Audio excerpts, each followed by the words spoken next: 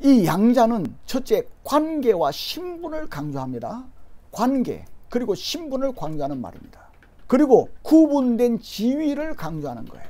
지금의 지위, 그것은 노예의 신분이었습니다. 그리고 이제는 지위가 완전히 하나님의 자녀의 지위로 바뀐 거예요. 만일에 황제에게 양자로 가면은 다음에 황제가 될 사람인 겁니다. 귀족의 양자가 되면은 그 위치가 귀족이 되는 거예요. 그래서 양자라고 할 때는 그것이 아주 중요한 것입니다. 특권과 신분을 규정하는 법적 용어가 양자라는 말이에요. 그 사람의 그 양자의 위치가 바뀌게 되고 특권도 바뀌게 되는 겁니다. 신분이 달라지게 되는 거예요. 그러니까 위치와 지위와 특권과 신분을 규정하는 법적인 용어가 뭡니까? 양자라고 하는 말이에요. 그런데 양자라고 하는 이 의미에는 한계가 있습니다. 그 양자의 한계가 무엇입니까? 조금 전에도 말씀드렸습니다만 양자라고 하는 말의 강조점은 성품에 있지 않습니다. 지위에 주어지는 거예요. 이거 중요합니다. 성품이 참 중요합니다. 그러나 양자라고 하는 용어는 성품을 강조하는 말이 아니라는 겁니다. 타고난 천성과도 혈통과도 전혀 관계가 없는 거예요. 그럼에도 불구하고 양자가 되면 자녀라고 하는 신분으로 서게 되는 거예요. 그리고 또 한 가지는 양자가 되면은 법적으로 모든 것이 이루어졌지만은 실제로 그러한 특권을 누리기 위해서는 장성하여서 아들로 받아들여질 때까지 양육을 받아야 하는 것입니다. 이 사실이 중요해요. 이 성경에 말씀하시는 사실을 이해하지 못하면 그리스도인의 인격과 품성을 갖출 수가 없어요. 이처럼 중차대한 사실을 갈라디아서 4장 1절로 5절에서 말씀하고 있습니다. 먼저 1절과 2절을 제가 읽어보겠습니다. 유업을 이을 자가 모든 것의 주인이나 어렸을 동안에는 종과 다름이 없어서 그 아버지가 정한 때까지 후견인과 청지기 아래 두나니, 그렇게 쭉 말씀을 하고 있습니다. 우리는 하나님의 택하심을 받고 예정을 받아서 하나님의 양자가 되었습니다. 우리가 하나님의 양자로 되었습니다마는 어쩔 수 없이 세상의 초등 학문과 율법 아래에서 종노릇하는 상태에 있었습니다. 택함을 받았어요. 예정이 되었지만은 어쩔 수 없이 세상의 초등 학문과 율법 아래에서 종노릇하는 상태였습니다. 그것을 갈라디아서 4장 3절에서 이와 같이 우리도 어렸을 때에 이 세상의 초등학문 아래에 있어서 종노릇하였더니 라고 말씀하고 있어요. 이러한 우리를 위하여 하나님께서는 누구를 보내셨습니까? 그리스도 예수를 보내셨습니다. 이러한 우리를 위하여 그리스도께서 오셔서 율법 아래에 있는 우리를 속량하셨습니다. 4장 5절에서 말씀하는 말씀이에요. 그리하여 우리가 하나님의 아들의 명분을 얻게 하신 것입니다. 그러므로 그리스도 예수 안에서 하나님께서는 우리를 하나님의 아들로 선포하신 거예요. 이제는 우리를 다스리는 사람들, 우리를 가르쳤던 사람들, 우리를 가르치던 선생들에 대해서 관계가 달라지는 거예요. 지금까지 우리를 가르쳤던 선생들과 관리인들이 이제는 우리를 뭐라고 부릅니까? 주인님하고 불러야 하는 것이에요. 그 어떤 것도 우리를 얽매일 수가 없습니다. 우리를 통치할 수가 없어요. 우리에게 이와 같은 일들이 일어났다는 겁니다. 누구 때문에? 그리스도 예수로 인하여. 우리는 하나님의 자녀로 받아들여졌습니다. 예수 그리스도로 인해서. 이 사실이 이 세상을 이기는 가장 강력한 능력이 된다는 거예요. 여러분들이 고민이 있고 여러 가지 불안한 일들이 있을 때마다 나는 하나님의 양자가 되었고 그리고 하나님의 자녀로 받아들여졌기 때문에 율법이든 그 무엇이든 나를 이길 수가 없고 나를 얽매일 수 없고 통치할 수 없다.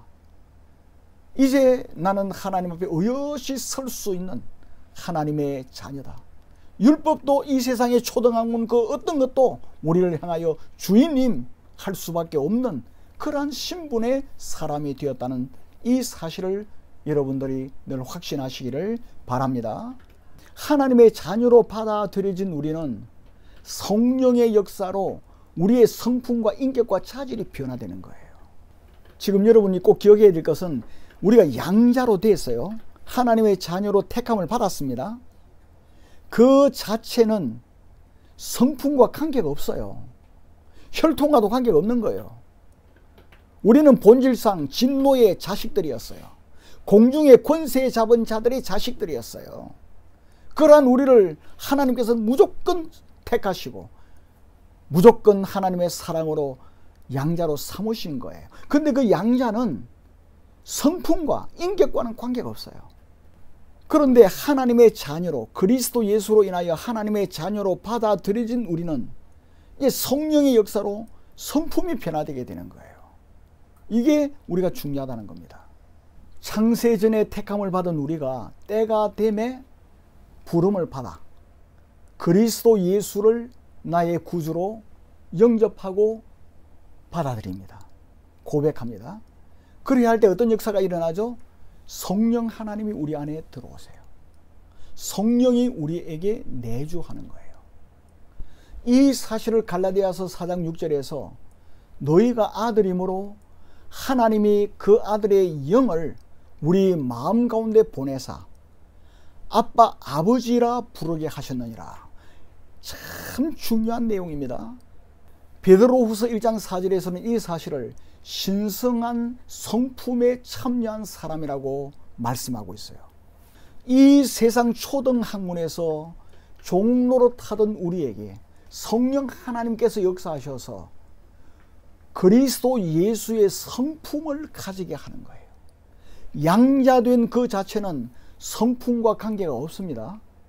그러나 택함 받은 우리가 때가 되매 그리스도 예수를 구주로 영접하고 거듭남으로 하나님께서는 양자인 우리를 하나님의 아들로 받아들이셔서 하나님께서 하나님의 아들이신 예수 그리스도의 영을 우리 마음에 보내신다는 거예요. 그래서 거듭남의 놀라운 역사가 우리 심령 속에 일어나게 되는 거예요. 새로운 피조물이 되는 거예요. 이전 것은 지나가고 새 것이 되는 거예요. 이제는 옛 성품은 사라지고 새로운 주님의 성품을 가지게 된다는 말씀이에요. 우리는 언제 양자로 택함을 받았습니까? 창세 전에 하나님께서 택하시고 예정하셨어요. 그리고 우리는 이 세상에 우리가 태어날 때 그때 여전히 우리는 양자이지만은 어떤 상태입니까? 세상의 초등학문과 율법의 종로로 가는 상태였어요. 그러한 우리를 하나님께서는 강권적으로 부르십니다. 전도를 통해서 예수를 만나게 하든지 아니면은 꿈을 통해서 만나게 하든지 병을 통해서 만나게 하든지 어떤 경우를 통해서든지 하나님께서는 그리스도 예수를 만나게 하시고 그리스도 예수를 구주로 영접하게 하시는 거예요. 그럴 때 우리 심령 속에 성령 하나님이 내주하시는 거예요. 거듭남의 놀라운 역사, 중생의 역사가 일어나게 되는 겁니다. 우리 심령 속에 일어나게 되는 거예요. 그래서 이전 것은 다 지나가고 새 것이 되는 거예요. 이것을 로마서 6장, 7장, 8장에서 계속해서 말씀하고 있지 않습니까? 그 새로운 주님의 성품을 받게 되는데 그 새로운 주님의 성품 중에서 어떤 되는 게 뭐죠? 빌립보서 2장 8절에서 말씀하시죠.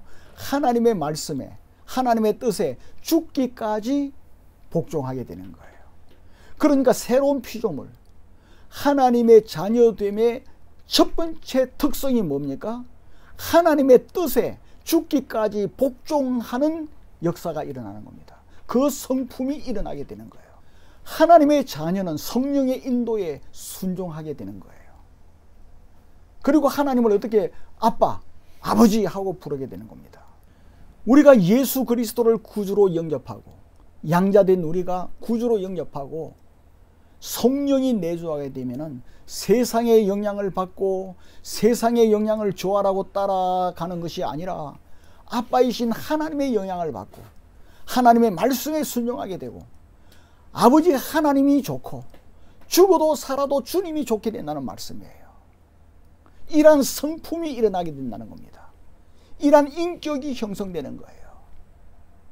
그리스도 예수를 구주로 영접함으로 하나님의 자녀가 된 그리스도인들은 내주하시는 성령님의 역사에 민감하게 되는 것입니다. 그래서 성령의 음성에 내 자신을 쳐서 복종시키는 거예요. 그래서 자꾸 주님을 닮아가고 그것이 거룩해져 가는 것입니다. 주님의 성품, 그리스도인다운 성품, 하나님의 자녀다운 성품을 가지게 되는 거예요. 이게 성화입니다. 성화. 이것이 하나님의 자녀로 받아들여진 하나님의 아들들의 모습이라는 것입니다. 이것이 바로 거룩한 모습이에요. 이렇게 하시려고 하나님께서 창세전에 우리를 택하신 것이라고 4절과 5절에서 말씀하고 있는 것입니다. 이러한 우리의 모습을 보고서 세상 사람들은 충격을 받게 되죠. 그리스도인으로 인정하게 되는 것입니다. 예수쟁이다, 우리와 다르다, 그렇게 생각하는 거예요. 그리고 하나님의 자녀들이라고 생각하게 될 뿐만 아니라 복음이 증거되게 되는 겁니다. 그러한 우리의 모습을 보고 예수 그리스도를 영접하게 되는 거예요. 사랑하는 성도 여러분, 이것은 교회의 사활이 달려있는 문제입니다. 이것을 구분하지 못한 채 신앙생활하게 될 때 큰 위험이 따르게 됩니다. 마귀의 미혹과 공격에 그대로 넘어질 수밖에 없어요. 택함받아 양자가 되면 저절로 모든 것이 다 되는 것으로 생각하고 있는 사람들이 얼마나 많습니까? 교회는 그대로 마귀의 활동 무대가 될 수도 있는 겁니다. 한국 교회의 가장 심각한 문제는 바로 이것을 알지 못하기 때문에 일어나고 있습니다. 하나님의 아들들이 되게 하신다고 하는 이 의미를 성경이 말씀하시는 대로 받아들이지 않고 이해를 하고 있지 않기 때문에 혼돈이 일어나고 있는 겁니다. 나는 택함을 받았고 그 결과 예수 믿게 되었고 교회당에 출석하고 나는 봉사를 하고 연보도 하고 직분도 받았기 때문에 천국은 따놓은 당상으로 생각하고서 실제 삶은 세상 사람들과 다를 바가 없는 은행을 하고 있는 겁니다. 성품이 전혀 변화가 되지 않았어요. 인격이 변화가 되지 않아요. 자질이 없어요. 우리 예수님께서 요한복음 8장 38절과 44절에서 뭐라고 말씀하십니까? 아비가 마귀인 자는 마귀의 욕심대로 거짓을 행하게 된다고 말합니다. 교회 안에서 거짓이 얼마나 활개를 치고 있습니까? 그것은 뭡니까? 아비가 마귀라는 뜻이에요. 반면에 요한복음 8장 39절 40절에서 아버지가 하나님인 자들은 하나님의 일을 하게 된다고 말씀하고 있습니다. 아버지가 누구냐 하는 것은 그 성품을 보고 알 수가 있다는 거예요. 이 사실을 망각한 한국 교회에서 벌어지는 현상은 어떤 것입니까? 목사가 되고 장로가 되어도 여전히 이 세상의 초등 학문 아래에서 종로로 타는 마귀적인 성품을 그대로 노출시키고 있는 거예요. 그 결과 교회는 마귀의 활동 무대로 전락되어서 세상과 구별이 되지 않아요. 복음 전파를 방해하는 비참함에 처해지게 되었습니다. 하나님의 아들로 받아들여졌다면 하나님의 성품과 인격으로 변화될 수밖에 없다는 겁니다. 사랑하는 성도 여러분, 하나님께서 창세전에 우리를 택하시고 우리를 예정하셨습니다. 하나님의 양자로 삼으셨습니다. 하나님의 아들이 되게 하셨습니다. 예수 그리스도를 구주로 영접함으로 성령 하나님이 우리 안에 거하십니다. 성령은 쉬지 않습니다. 역사하십니다. 말할 수 없는 탄식으로 우리를 위해서 기도하십니다. 하나님의 말씀이 생각나게 하십니다. 이 사실이 우리에게 가장 큰 능력이 되는 겁니다. 성령 하나님이 거하심으로 우리는 성전입니다. 하나님이 함께 하십니다. 하나님의 전입니다. 그렇기 때문에 사람이든 병마든 환경이든 그 무엇이든지 하나님께서 아들 삼으신 우리를 결코 이길 수가 없습니다. 여러분 이 사실을 믿으십니까? 우리는 우리를 사랑하시는 이로 말미암아 우리가 넉넉히 이기게 되는 것입니다. 온 우주의 모든 세력에 달려든다 할지라도 우리를 넘어뜨리지 못한다는 사실을 믿고 항상 기뻐하며 담대하시기를 바랍니다. 그리고 자신 있는 삶을 살아가시기를 주님의 이름으로 축원합니다.